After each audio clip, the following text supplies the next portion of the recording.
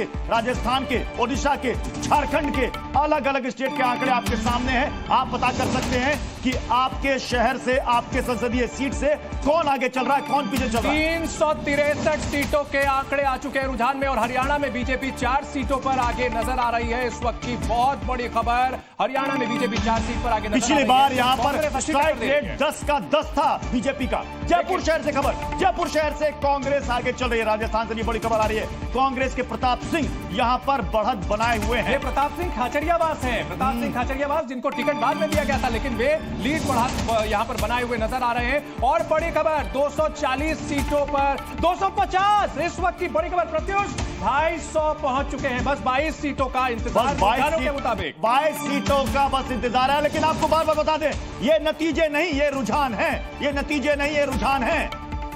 250 सीटों पर रुझानों में एनडीए आगे नजर आ रहा है। इंडिया गठबंधन 111 260, रुझानों में 260, रुझानों में एनडीए 260 पर है। यानी कि 12 सीटों में अगर रुझानों में वो आगे बढ़ता है तो ये कह सकता है कि रुझानों में तो हम कंफर्टेबल मेजोरिटी की तरफ बढ़ गए। 111, अब इंडिया अलायंस ने भी अपने आंकड़े को आगे बढ़ाया है। और इस वक्त की बड़ी खबर हिमाचल प्रदेश से आ रही है। बीजेपी 3 सीटों पर आगे है, वहां पर कांग्रेस 1 सीट पर आगे है, और वो 1 सीट मंडी की सीट है जहां कंगना रनौत पीछे चल रही है, विक्रमादित्य आगे वहां पर चल रहे हैं।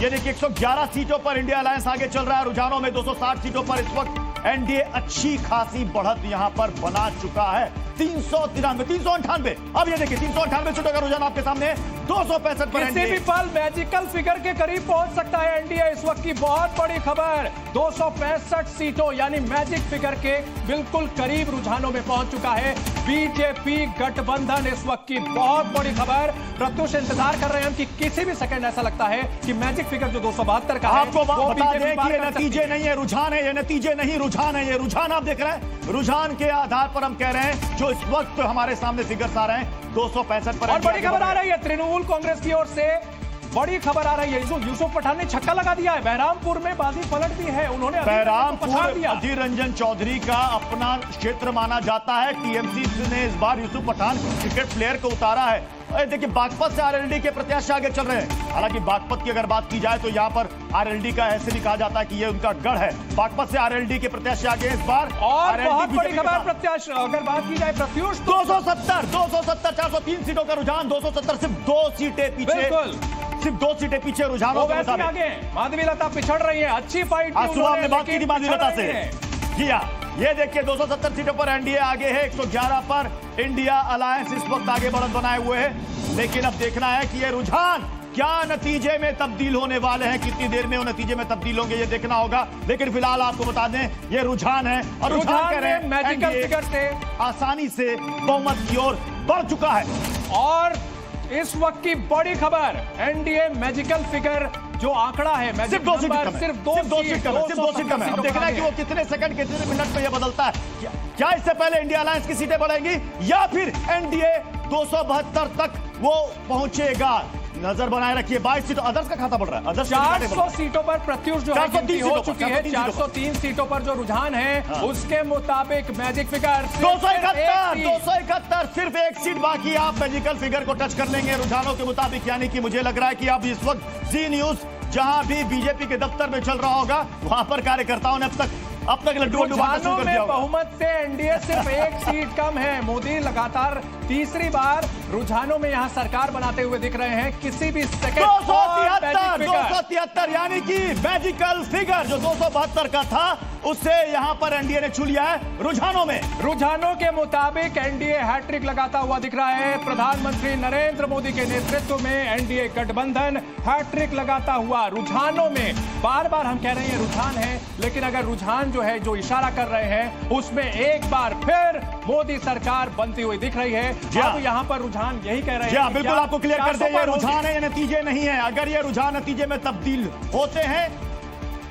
और इस वक्त की बड़ी खबर की ईवीएम की गिनती शुरू हुए 5 मिनट हो चुके हैं, 8:35 हो रहे हैं और ईवीएम की गिनती शुरू हो चुकी है। और बीजेपी गठबंधन यानी एनडीए मेजॉरिटी का आंकड़ा पार कर चुका है। गृह मंत्री अमित शाह गांधीनगर से आगे हैं। 111 से अब इंडिया गठबंधन का जो फिगर है वो 114 तक पहुंच चुका है। और इस वक्त की बड़ी खबर, गृह मंत्री अमित शाह गांधीनगर से कंफर्टेबल मेजॉरिटी शुरुआत में ही उनकी दिख रही है। एनडीए 273 सीटों पर आगे, मैजिकल फिगर पार करता हुआ रुझानों में दिख रहा है। इंडिया गठबंधन बुरी तरह पिछड़ता हुआ रुझानों के मुताबिक दिल्ली में सभी 7 सीटों पर बीजेपी ने यहां पर बढ़त बना रखी है। और इस वक्त की बड़ी खबर, बंगाल में टीएमसी से बीजेपी आगे निकल चुकी है। यानी कि वहां पर जो कहा जा रहा था कि बीजेपी इस बार वहां पर बड़ी सेंधमारी कर सकती है। दीदी के साथ खेला हो लो, दीदी के साथ खेला हो लो, क्योंकि वहां बीजेपी आगे नजर आ रही है। हरियाणा में बीजेपी 4 सीट पर आगे। पिछली बार हरियाणा में बीजेपी 10 की 10 सीट जीती थी। एग्जिट पोल ने कहा था कि यहां पर कांटे का मुकाबला होगा, 50-50 का मुकाबला होगा। तो फिलहाल बीजेपी, आप कह सकते हैं कि हरियाणा में 4 सीटों पर बीजेपी ने बढ़त आगे बनाई रखी है। और इस वक्त की बड़ी खबर, 421 सीटों के रुझान आ चुके हैं, जिसमें एनडीए बहुमत के पार नजर आ रहा है। 280 सीटों पर आगे इंडिया गठबंधन अच्छा प्रदर्शन कर रहा है। रोहतक, सिरसा और सोनीपत, ये 3 सीटों पर हरियाणा में बीजेपी ने बढ़त बनाई हुई है। यानी कि हरियाणा में जो हमारा एग्जिट पोल था, जी न्यूज का एआई एग्जिट पोल, उसमें बड़ी खबर, काराकाट से पवन सिंह पीछे हो गए। यानी उपेंद्र कुशवाहा पिछड़ गए। उपेंद्र कुशवाहा जो बार बार दावा कर रहे थे कि हमें कोई नहीं हरा सकता, कोई नहीं है टक्कर में, पवन सिंह आगे निकल रहे हैं वहां पर। और निर्दलीय उम्मीदवार आसनसोल में वहां बीजेपी लीड कर रही है, तो अगर वहां से लड़े होते तो शायद लीड कर रहे होते।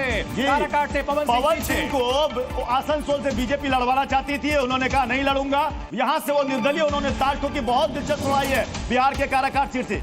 बंगाल में टीएमसी से बीजेपी आगे है।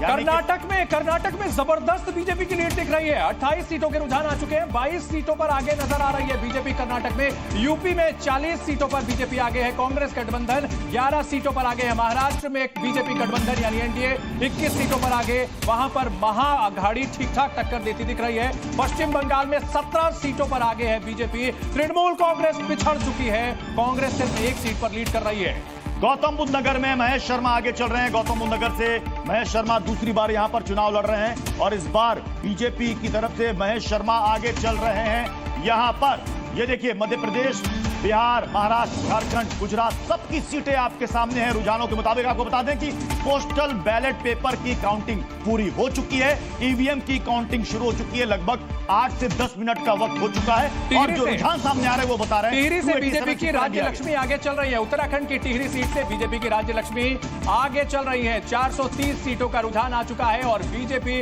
रुझानों में कंफर्टेबल मेजॉरिटी को यहां हासिल करती हुई दिख रही है। ज्योतिरादित्य सिंधिया गुना से आगे चल रहे हैं, महाराज जिनकी माताजी का भी निधन भी हुआ था, और ज्योतिरादित्य सिंधिया आगे चल रहे हैं अपनी सीट पर। अब देखना ज्योतिरादित्य सिंधिया आगे चल रहे हैं। क्या एमपी की सारी सीटें बीजेपी यहां से जीत पा रही है, नहीं जीत पा रही है? क्योंकि ये वो स्टेट थे जहां पर बीजेपी ने बिल्कुल क्लीन स्वीप किया था। और आगरा से बीजेपी उम्मीदवार आगे चल रहे हैं। एसपी बघेल आगरा से आगे चल रहे हैं। तो ताज नगरी में एक बार फिर से बीजेपी का परचम लहराता हुआ दिख रहा है। जबकि एटा जालौन से समाजवादी पार्टी आगे चल रही है। मैनपुरी से डिंपल यादव आगे चल रही है। कन्नौज से अखिलेश यादव आगे चल रहे हैं। यूपी में एनडीए 40 सीट पर आगे चल रहा है।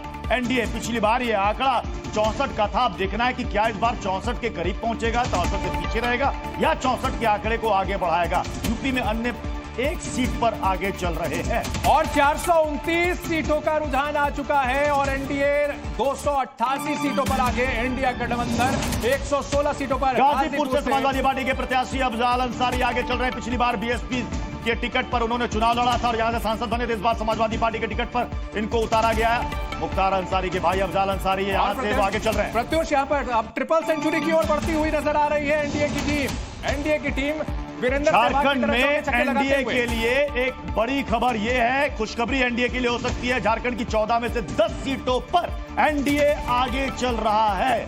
और झारखंड में एक बार फिर से प्रधानमंत्री नरेंद्र मोदी का जादू चलता हुआ नजर आ रहा है। ऐसा लग रहा है कि हेमंत सोरेन के जेल जाने का बहुत ज्यादा असर वोटर्स पे नहीं पड़ा है, सहानुभूति नहीं मिली है। उधर महाराष्ट्र के परभणी से संजय जाधव आगे चल रहे हैं। गुरुग्राम से राज बब्बर पीछे चल रहे हैं। गुरुग्राम से इस बार कांग्रेस नेता राज बब्बर यहां पर ताल ठोक रहे थे, लेकिन फिलहाल वो पीछे चल रहे हैं गुरुग्राम से। अब ये देखिए, हम आपको हरियाणा, पंजाब तमाम तस्वीरें आपको दिखा रहे हैं और हम ये भी बता रहे हैं कि हमारा जो एग्जिट पोल था, एआई एग्जिट पोल, वो कितना सटीक बैठा है। क्योंकि हरियाणा में हमने कहा था कि कांटे की लड़ाई है, वो दिख भी रही है यहाँ पर अभी तक। बिल्कुल, और यहाँ काउंटडाउन शुरू हो गया है एनडीए के 300 सीटें हासिल करने का। 290 तक पहुंच चुकी है एनडीए की टीम। 435 सीटों पर अभी तक रुझान आए हैं। 294 हो गया प्रत्युष। 294 यानी 294 ट्रिपल सेंचुरी से मात्र 6 सीट पीछे एनडीए। ये लेकिन इंडिया की सीटें अभी बहुत ज्यादा नहीं बढ़ी हैं, 119 पर ही इंडिया अलायंस अपनी बढ़त बनाए हुए। अदर्स के खाते में मैं देख रहा हूं 25 से बढ़कर अब यह आंकड़ा 30 तक पहुंच चुका है। और अगर इसके टेस्ट मुकाबला माने तो ऐसा लग रहा है कि एनडीए की टीम एक पारी से जीतती हुई नजर आ रही है। ट्रिपल सेंचुरी वीरेंद्र सहवाग के अंदाज में मार रही है एनडीए की टीम। जो शुरुआती रुझान है इंडिया गठबंधन बहुत धीरे। राहुल